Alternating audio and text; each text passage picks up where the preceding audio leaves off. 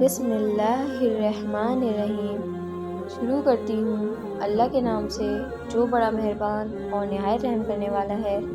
قرآن و حدیث میں والدین کے ساتھ حسن سلوک کی بہت تاکید آئی ہے۔ بندوں کے حقوق میں سب سے زیادہ حق والدین کا رکھا گیا ہے۔ قرآن کریم نے بھی کئی مقامات پر والدین کے ساتھ اچھا سلوک کرنے کا حکم دیا ہے۔ ارشاد ہے وَاعْبُدُوا اللَّهَ وَلَا تُشْرِكُوا بِهِ شَيْئًا وَبِالْوَالِدَيْنِ إِحْسَانًا، اور اللہ کی عبادت کرو اور اس کے ساتھ کسی کو شریک نہ ٹھہراؤ، اور والدین کے ساتھ حسن سلوک کرو۔ ایک اور جگہ ارشاد ہے وَوَصَّيْنَا الْإِنسَانَ بِوَالِدَيْهِ حُسْنًا، اور ہم نے انسان کو والدین کے ساتھ اچھائی کرنے کا حکم دیا ہے۔ حضرت عبداللہ بن مسعود رضی اللہ عنہ روایت کرتے ہیں کہ میں نے حضرت محمد صلی اللہ علیہ وآلہ وسلم سے پوچھا کہ اللہ تعالیٰ کو سب سے زیادہ کون سا عمل پسند ہے؟ آپ صلی اللہ علیہ وآلہ وسلم نے فرمایا وقت پر نماز ادا کرنا۔ میں نے پوچھا اس کے بعد کون سا عمل؟ آپ صلی اللہ علیہ وآلہ وسلم نے فرمایا والدین کے ساتھ حسن سلوک۔ میں نے پوچھا پھر کون سا عمل؟ آپ صلی اللہ علیہ وآلہ وسلم نے فرمایا اللہ کے راستے میں جہاد۔ حضرت عبداللہ بن عمر رضی اللہ عنہ فرماتے ہیں کہ ایک صاحب حضرت محمد صلی اللہ علیہ وآلہ وسلم کے پاس حاضر ہوئے اور اللہ تعالیٰ کی رضا اور حصول ثواب کے خاطر جہاد میں شامل ہونے کی خواہش ظاہر کی۔ آپ صلی اللہ علیہ وآلہ وسلم نے پوچھا کیا تمہارے والدین زندہ ہیں؟ انہوں نے جواب دیا کہ جی ہاں، دونوں زندہ ہیں۔ آپ صلی اللہ علیہ وآلہ وسلم نے فرمایا پھر تو جاؤ اور ان کی اچھی خدمت کرو۔ اور ایک روایت میں ہے کہ آپ صلی اللہ علیہ وآلہ وسلم نے فرمایا ان کی خدمت کر کے جہاد کرو۔ ان احادیث سے معلوم ہوا کہ اگر والدین کو خدمت کی ضرورت ہو تو جب تک جہاد فرض عین نہ ہو جائے اس وقت تک ان کی خدمت میں مشغول رہنا جہاد میں جانے سے بھی افضل ہے۔ اور یہ واقعہ عام طور سے مسلمان جانتے ہیں کہ حضرت اویس قرنی رضی اللہ عنہ یمن کے باشندے تھے اور حضرت محمد صلی اللہ علیہ وآلہ وسلم کی زیارت کے لیے آنا چاہتے تھے، لیکن چونکہ ان کی والدہ کو خدمت کی ضرورت تھی اس لیے حضرت محمد صلی اللہ علیہ وآلہ وسلم نے انہیں اپنے پاس آنے سے منع کر کے والدہ کی خدمت کا حکم دیا۔ چنانچہ وہ حضرت محمد صلی اللہ علیہ وآلہ وسلم کی زیارت نہ کر سکے، لیکن والدہ کی خدمت کی بدولت اللہ تعالیٰ نے ان کو وہ مقام بخشا کہ بڑے بڑے صحابہ کرام بھی ان سے دعا کرواتے تھے۔ جب حضرت فاروق اعظم رضی اللہ عنہ کے زمانے میں وہ مدینہ طیبہ آئے تو حضرت عمر رضی اللہ عنہ انتہائی اشتیاق کے ساتھ ان سے ملنے اور ان کی دعا لینے کے لیے تشریف لے گئے۔ والدین کے ساتھ حسن سلوک عام حالت میں ایسا عمل ہے جس میں محنت و مشقت زیادہ نہیں ہے، کیونکہ ہر انسان کو فطری طور پر اپنے والدین سے محبت ہوتی ہے، اس لیے ان کی خدمت اور حسن سلوک پر دل خود ہی آمادہ ہوتا ہے۔ دوسری طرف والدین کو اپنی اولاد پر جو شفقت ہوتی ہے اس کی وجہ سے وہ خود اپنی اولاد سے ایسا کام لینا پسند نہیں کرتے جو اس کے لیے زیادہ مشکل ہو، بلکہ معمولی سے خدمت سے بھی خوش ہو جاتے ہیں اور دعائیں دیتے ہیں۔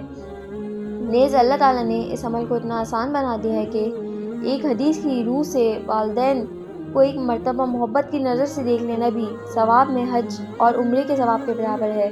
غرض والدین سے محبت رکھ کر ان کی اطاعت اور خدمت کر کے انسان اپنے نامہ اعمال میں عظیم و شان نیکیوں کا بہت بڑا ذخیرہ جمع کر سکتا ہے۔ اس لیے حضرت محمد صلی اللہ علیہ وآلہ وسلم نے ارشاد فرمایا کہ وہ شخص ذلیل ہو، وہ شخص ذلیل ہو، وہ شخص ذلیل ہو جو اپنے والدین میں سے کسی کو یا دونوں کو بڑھاپے کی حالت میں پائے پھر بھی جنت میں داخل نہ ہو سکے۔ مطلب یہ ہے کہ جس نے والدین کو بڑھاپے کی حالت میں پایا ہو اس کے لیے جنت کمانا کچھ مشکل کام نہیں ہوتا، وہ ان کے ساتھ محبت اور ان کی خدمت کر کے بڑی آسانی سے جنت حاصل کر سکتا ہے۔ لیکن جس شخص نے اس بات کی بالکل پرواہ نہیں کی وہ ذلیل ہونے کے لائق ہے۔ والدین میں بھی اللہ تعالیٰ نے ماں کی خدمت کا حق زیادہ رکھا ہے۔ چنانچہ حضرت ابو ہریرہ رضی اللہ عنہ فرماتے ہیں کہ ایک صاحب حضرت محمد صلی اللہ علیہ وآلہ وسلم کی خدمت میں آئے اور آ کر پوچھا کہ یا رسول اللہ، تمام لوگوں میں میرے حسن سلوک کا سب سے زیادہ حقدار کون ہے؟ آپ صلی اللہ علیہ وآلہ وسلم نے فرمایا تمہاری ماں۔ انہوں نے پوچھا پھر کون؟ آپ صلی اللہ علیہ وآلہ وسلم نے فرمایا تمہاری ماں۔ انہوں نے پوچھا پھر کون؟ آپ صلی اللہ علیہ وآلہ وسلم نے فرمایا تمہاری ماں۔ انہوں نے چوتھی بار پوچھا کہ پھر کون؟ اس موقع پر آپ صلی اللہ علیہ وآلہ وسلم نے فرمایا تمہارا باپ۔ اس حدیث کے بنا پر علماء کرام نے فرمایا کہ ماں کا حق باپ کے مقابلے میں 3 گنا زیادہ ہے۔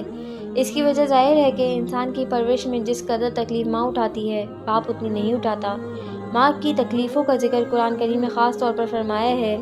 دوسری طور پر ماں کو باپ کے مقابلے میں عموماً خدمت کی ضرورت بھی زیادہ ہوتی ہے، اس لیے اللہ تعالیٰ نے ماں کی خدمت کو زیادہ فوقیت عطا فرمائی ہے۔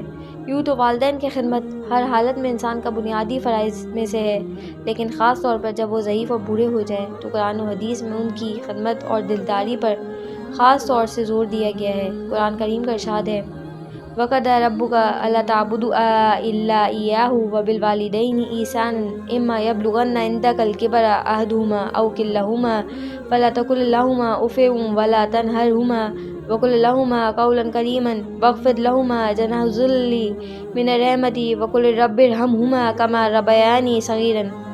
और तुम्हारे परवरदिगार ने ये हुक्म दिया है कि इसके सिवा किसी की बंदगी ना करो और वालिदैन से हुस्न सलूक करो।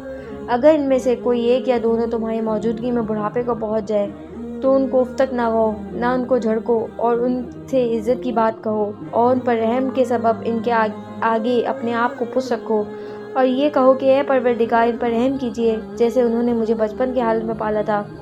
बुढ़ापे में वालिदैन की खिदमत पर इसलिए ज़्यादा ज़ोर दिया गया है कि उमूमन वो इस हालत में औलाद को कोई जिस्मानी या माली फ़ायदा पहुँचाने के लायक नहीं रहते, इसलिए बाज़ खुदगर्ज़ लोग ऐसे वक्त में इनका साथ छोड़ देते हैं। नेज़ बुढ़ापे में बाज़ औक़ात इनके अंदर चिड़चिड़ापन पैदा हो जाता है, इसलिए इनकी बातें नागवार होने लगती हैं। इसलिए कुरान करीम ने तवज्जो दिलाई है कि ऐसे मौके पर ख़याल करो कि तुम्हारे बचपन में उन्होंने तुम्हारी खातिर ज़्यादा मेहनत उठाई है और तुम्हारी ना जाने कितनी नाज बर्दारियाँ की हैं। लिहाजा अब तुम्हारा फ़र्ज़ है कि इनके नाज उठाओ और इनकी नागवार बातों पर सब्र करके इनके साथ हुस्न सलूक में कमी ना आने दो। बाज़ मरतबा लोग वालिदैन की ज़िंदगी में इनकी खिदमत और हुस्न सलूक से गाफिल रहते हैं, लेकिन जब इनका इंतकाल हो जाता है तो हसद करते हैं कि हमने ज़िंदगी में उनकी कोई खिदमत ना की और अब ये मौका हाथ से जाता रहा, इसलिए इनकी ज़िंदगी ही में इस दौलत की कदर पहचाननी चाहिए। ताहम वालिदैन के इंतकाल के बाद भी इनके साथ हुस्न सलूक की फ़जीलत हासिल करने का दरवाज़ा बिल्कुल बंद नहीं होता। हज़रत अबू सईद रज़ियल्लाहु अन्हु रिवायत करते हैं कि हम एक दिन हज़रत मोहम्मद सल्लल्लाहु अलैहि वसल्लम के पास बैठे हुए थे कि नबू सलमा का एक शख्स आप सल्लल्लाहु अलैहि वसल्लम के पास आया और इसने आकर पूछा कि या रसूल अल्लाह, क्या मेरे वालिदैन की मौत के बाद भी कोई ऐसा तरीका बाकी रह गया है जिसके ज़रिए मैं इनके साथ हुस्न सलूक कर सकूँ।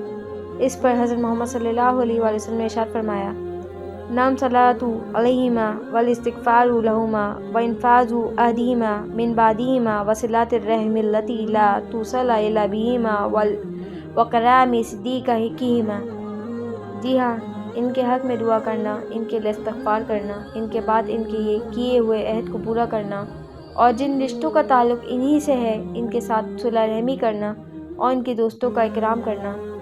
इस हदीस में हज़रत मोहम्मद सल्लल्लाहु अलैहि वसल्लम ने मरहूम वालिदैन के साथ हुस्न सलूक की फ़जीलत हासिल करने के तरीके इरशाद फरमाए हैं जिन पर सारी उम्र अमल किया जा सकता है। सुभान अल्लाह। अगर आपको मेरा चैनल पसंद आया हो तो इसे लाइक कीजिए, सब्सक्राइब कीजिए और दोस्तों के साथ शेयर कीजिए ताकि मेरी आने वाली वीडियोस आप तक पहुंच सके। मिलते हैं अगली वीडियो में।